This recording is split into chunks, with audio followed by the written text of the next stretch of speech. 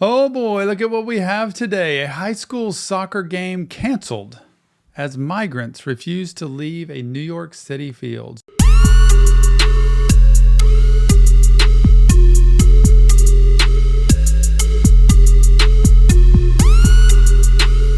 So much happening up in New York. I feel like it's being inundated and taken over.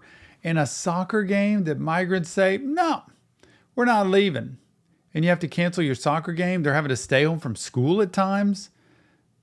What are we doing? Without further ado, let's see what this is about. A New York City soccer game, club game, got canceled over the weekend after a group of migrants refused to leave the field. You know, illegal immigrants, even after police were called. The field sits near two major illegal immigrant shelters with multiple reports of violence. Our next. So, let's see. Central Park, Thomas Jefferson Park, Randall's Island. So at Central Park, there's up to 500 migrants over there in Central Park.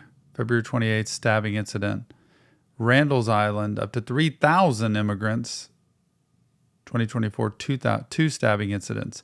And then there's Thomas Jefferson Park, where I think this must be happening. Let me see. To leave the field, you know, illegal immigrants, even after police were called. The field sits near two major illegal immigrant shelters with multiple reports of violence. Our next guest is a New York City youth soccer coach who says the same thing happened to him and to his team. Outreach U, NYC co-founder George Lanisi joins us now. George, when you read the story, you related to it, right? Yes, actually we're a youth football program. And yeah, we could relate to it. We showed up early to set up the field, and when we got on the field, there was a full soccer game going on. And you knew these players didn't belong out there, right? It was a pickup game. Exactly, it was a pickup game. So the co-founder of About You and president of the Harlem Jets, Alex Coombs, walked up to the guy running it and told him that we had a field. The field showed him our permit, and he refused to get off the. Wow, this is extreme, right? You even have a permit. Like you have, this is our field to be able to use. It's already reserved, it's set. And these guys are out there doing a pickup game, soccer game. Immigrants just coming in. Hey, let's play some soccer. Let's hang out. And then when somebody, like, I feel like if I go to somebody else's playground, park, whatever, and I don't know the neighborhood rules, I don't know where they are. We have a playground we have soccer fields at our house, and people use them that I know aren't in our neighborhood. And I can't imagine if I'm playing at somebody's park and they come up and say, I have a permit that this is actually our field right now. Not 24/7, but this is, I'm guessing, just our field for the time being, for practice. That I would like, okay, sorry about that. Let's go. We'll take a hike. But these guys, I guess, didn't. Guy running it and told him that we had a field. The field showed him our permit, and he refused to get off the field. And it ensued to an argument for about 15 minutes. And finally, me and another coach just started lining up the cones right across the field, and they started to walk off. So you got through this. Now, this case, they waited there. They told the kids to get off. The NYPD told them to get off. They still didn't get off. They said, where's your permit? No one really... Even with police coming. And that's my fear with immigrants who have come in that don't have any understanding of the United States. The police come and they're like, no. PD told them to get off. They still didn't get off. They said, where's your permit? No one really travels to the field with their permit, but the assistant coach got it. They came back, they had the refs, and they did it, and after all this, the parents said, you know what, I don't feel safe here. These guys aren't leaving the sideline. They pulled their kids off. Now think about that, how hard it is to get a field, to get kids together, 40 kids together, to go play a soccer. We're trying to have a soccer game for children, okay? For minors. And these men want to take over the soccer field to play for themselves. It tells you where the values are. It tells you what the really respect at all for our country or authority in our country is. And it's just not okay. To me, this stuff needs to stop. Maybe it's because I've worked with children for almost 30 years. I've worked with families. And, you know, this should be about the children. At the park playing soccer, playing football, it should be about them being able to practice and have a good time. It's not about just, hey, we want to take this from you. We don't care. Where is the line that's drawn?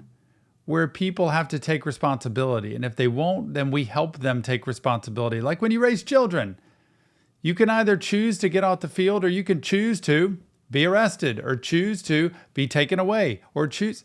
It's your choice. You can do either one. It doesn't matter. Like, easiest probably get off, but I'm not going to sit here and fight with you. You do one or the other. But it's like the authority. It's like the police in New York have no power to do anything about it. About that, how hard it is to get a field, to get kids together, 40 kids together, to go play a soccer game, a bunch of soccer games in one day, and then the kids have to go home because of this. Yes, the problem with it is that a lot of people don't have the perspective of what it's like in New York City. If you live in the suburbs, there's fields all over the place. It's hard to get a field in New York City. So there's a permit system. And when you're going out there and all of a sudden your game gets canceled because people won't get off the field that don't have a permit, it's heartbreaking because the kids in New York City just went through all this with COVID. We were the last to bring back sports. Now we're going round two with other people, other than kids, are being put first. What about Randall's Island? They say, hey, I have a great place to put a migrant center. How about on the turf fields in Randall's Island? How much does that hurt? That really hurts because the Harlem Jets actually use Randall's Field over the summer. We're concerned about bringing... Wow, they're setting up facilities on the nice turf fields there where already, I guess, teams practice. But it's true, in New York City, there's not much space. So to be able to get practice fields versus the suburbs, a completely different story. And look at the size of the shelters they're building there on grounds that are already used for practice and sports. That really hurts because the Harlem Jets actually use Randall's Field over the summer. We're concerned about bringing our team over there, our young men and young boys over there, because it's not safe. You don't have enough police over there to control if 500-600 people walk onto the field.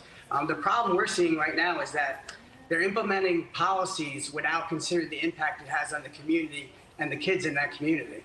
How hard is it to keep kids busy, keep them off the streets, get involved in sports? It's hard enough to do that. 2 parents working, no parents in the home, 1 parent. You finally get them together, and you find out you're being blocked by people that don't even belong here.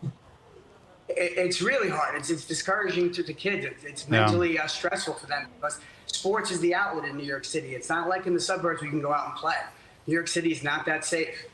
So your kids need an outlet. An outlet is organized sports. And also sports are great for learning, team benefits, helping kids get into focus on school, focus on a career. We're losing a little bit of that dynamic of not putting kids first and their needs first. We're focusing too much on adult decisions and adult opportunities. I hear you. And George, you fight that every day. George Lanisi, thanks so much. Thank you so much for having me. I'm Steve.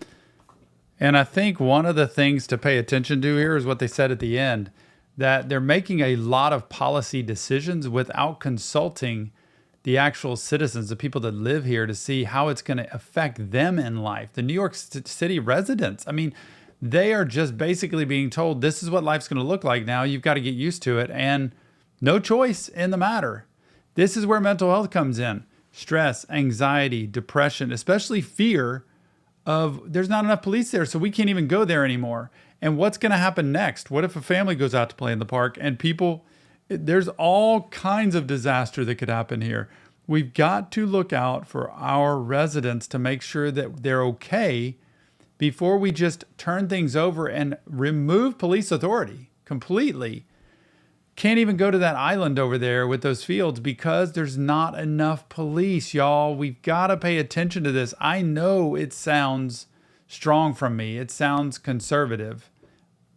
Probably because I am, and probably because I want to make sure that everyone here is taken care of and safe, not just letting whoever come in to do whatever. But give me your comments. Let me know what you think, because mental health matters. Your opinion matters. We can all talk about this without trashing each other. I promise you, I think we can do that. Let's try to do it. Leave your comments here, and I can't wait for the next video. See you on the next Reaction Therapy.